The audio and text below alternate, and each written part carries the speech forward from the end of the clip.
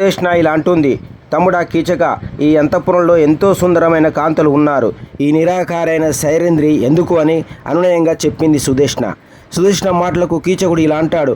అక్క, ఈ సైరేంద్రుని పోలిన అందగత్తె ఈ భూమి మీదే కాదు, ఆ దేవతల్లో కూడా లేరు.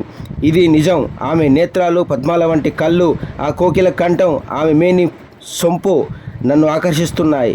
ఏ ఉపాయమైనా సరే ఆమె నాకు కావాలి అంటాడు కీచకుడు. కీచకుడు మామూలు మాటలకు వినడు అని సుదేష్ణ కొంచెం కటువుగా ఇలా చెప్తుంది.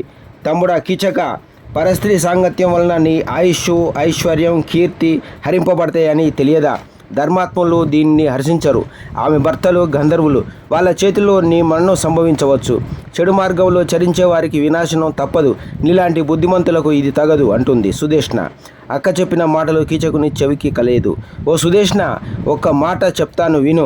ఈ భూలోకంలో నన్ను ఓడించి నిలవగల వీరుడు లేడు. నా బాహుబలంతో